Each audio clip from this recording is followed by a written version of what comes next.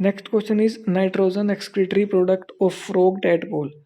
अब एक इसमें nitrogen excretory product of frog tadpole, अब कौन सा एक्सक्रीटरी प्रोडक्ट है फ्रॉग टैडपोल में? तो वो होता है ammonia.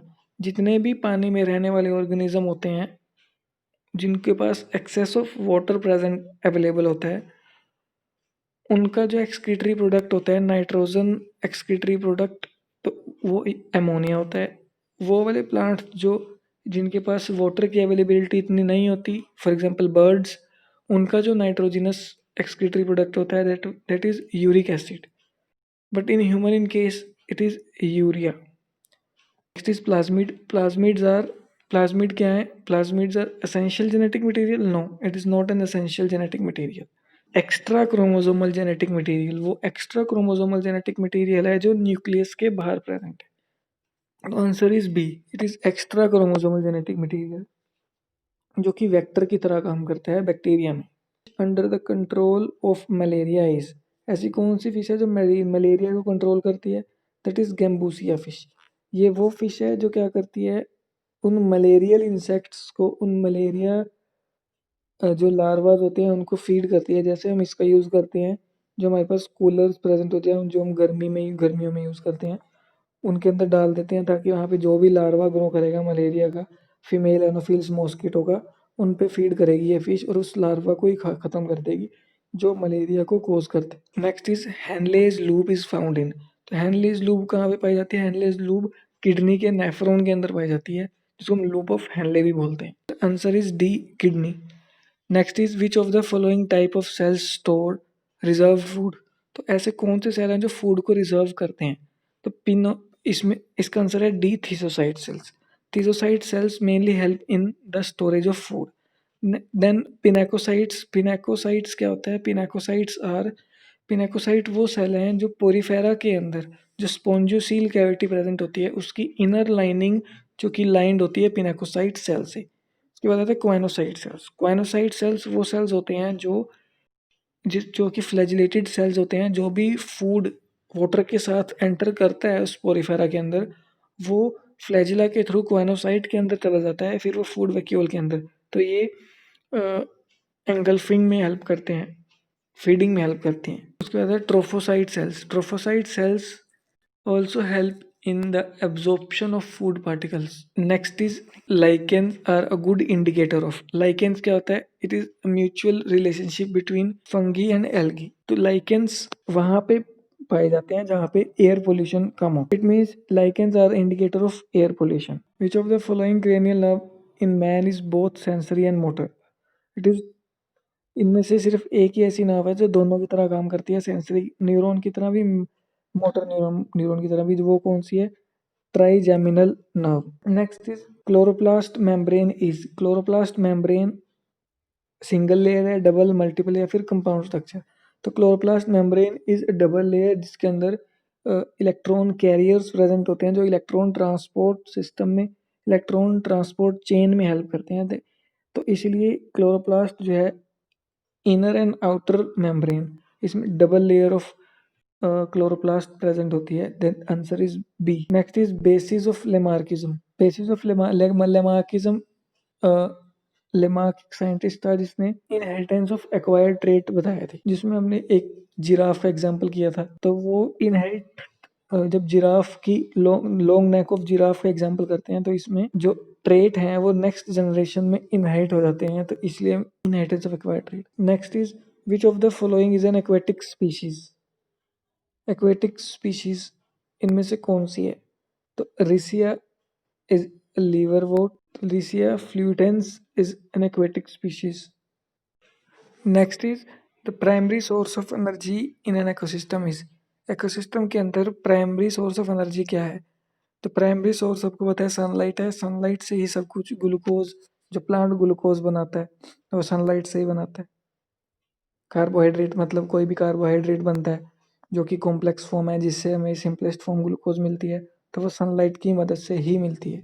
Next is in which of the following peristome teeths are mainly.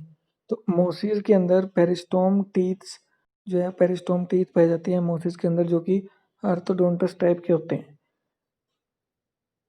Next is V shaped chromosome. अब हमारे पास टाइप ऑफ क्रोमोसोम प्रेजेंट है जो कि मेटासेंट्रिक, सब मेटासेंट्रिक, एक्रोसेंट्रिक और एक और टाइप होता है टीलोसेंट्रिक। तो मेटासेंट्रिक में क्या होता है, मेटासेंट्रिक में जो सेंट्रोमियर है वो बिल्कुल सेंटर में प्रेजेंट होगा। तो अगर बिल्कुल सेंटर में प्रेजेंट हुआ तो क्रोमोसोम जो है वो वी शेप का क्रोमोसोम विजिबल होता है न्यूक्लियस के अंदर। और सब मेटासेंट्रिक में वो सेंट्रोमियर इस जगह पे प्रेजेंट होता है जिस सेंट्रोमियर थोड़ा सा सेंटर से थोड़ा सा शिफ्ट हो जाता है ऊपर की तरफ, जिसकी वजह से एक क्रोमेटिड एक आर्म जो है क्रोमोसोम की वो बड़ी दिखती है और दूसरी आर्म उसी क्रोमोसोम की थोड़ी छोटी नजर आती है। तो लॉन्ग आर्म और शॉर्ट आर्म बोलते हैं। एक्रोसेंट्रिक, एक्रोसेंट्रिक में वो सेंट्रोमियर थोड़ी और एक एंड पे शिफ्ट हो जाता है, जिसकी वजह से वो क्रोमोसोम्स की जो एक आर्म होती है वो बिल्कुल छोटी हो जाती है और जो लॉन्ग आर्म होती है वो कुछ ज़्यादा बड़ी हो जाती है। तो सब मेटासेंट्रिक और एक्रोसेंट्रिक में डिफरेंस क्या है? इन केस ऑफ सब मेटासेंट्रिक जो क्रोमोसोम है वो एल शेप का दिखता है, लेकिन एक्रोसेंट्रिक में क्रोमोसोम जे शेप का दिखेगा। एक अनदर टाइप ऑफ क्रोमोसोम होता है टीलोसेंट्रिक। उस टीलोसेंट्रिक में एक आर्म बिल्कुल अब्सेंट होती है और एक आर्म जो है वो कंप्लीट आर्म होती है लॉन्ग, और सेंट्रोमियर बिल्कुल एक टिप पे प्रेजेंट होता है, जिसकी वजह से वो क्रोमोसोम आई शेप का नजर आता है। तो आंसर है इसका मेटासेंट्रिक, जो कि सेंट्रोमियर बिल्कुल बीच में प्रेजेंट होता है और दोनों बराबर आर्म्स होती हैं, इक्वल लेंथ की आर्म्स होती हैं, जिसकी वजह से वो वी शेप का नजर आएगा। Next is which of the following sexual asexual reproduction takes place by gemma? Answer है इसका मार्केंशिया। रिसिया, जो रिसिया है, रिसिया के अंदर एसेक्सुअल रिप्रोडक्शन स्पोर से होती है, ना कि गैमा से। और सेक्सुअल रिप्रोडक्शन एंथ्रीडिया और आर्किगोनिया से। मार्केंशिया के अंदर एसेक्सुअल रिप्रोडक्शन गैमा से होती है और sexual reproduction same antheridia and archegonia. अगर फ्यूनेरिया की बात करें, फ्यूनेरिया के अंदर जो एसेक्सुअल रिप्रोडक्शन होती है वो स्पोर्स से होती है, ना कि गैमा से।